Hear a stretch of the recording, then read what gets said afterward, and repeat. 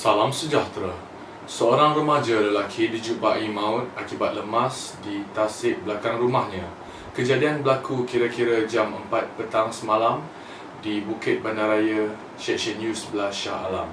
Mangsa juga dikenali sebagai Muhammad Idham bin Muhammad Luqman, 19 tahun.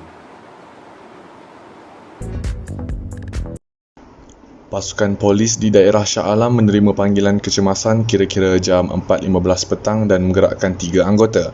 Mangsa yang lemas dikeluarkan dalam masa 30 minit kemudian dengan bantuan polis.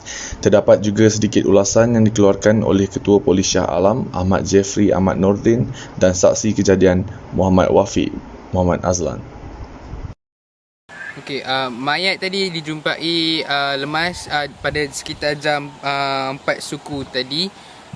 Jadi kami dapat lihat dari segi apa yang kami siasat tadi, mayat mangsa jatuh daripada botnya dan gara-gara tidak boleh berenang, dia lemas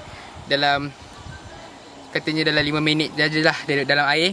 Jadi saya dengan pasukan saya akan membuat siasatan lagi dengan saksi-saksi yang ada di sekitarnya. Terima kasih Tuan. Pada waktu tu kita orang main kayak selalu petang-petang. Masa tengah kayak tu saya berhenti jap untuk masuk ke rumah untuk membuang air, tapi kawan saya still main kayak. Lepas tu bila saya keluar, saya tengok bot ada, cuma mayat tu tak ada. Maksudnya mangsa dah tenggelam. Mangsa dah tenggelam lah. Lepas tu saya macam panik, so saya tak tahu nak buat apa. Saya panggil jiran saya semua, saya call bomber semua, saya call polis untuk cari kawan saya tu. Kita tengok kawan saya mati. Sekian daripada saya, Muhammad Darwish Muhammad Zafri, TV3.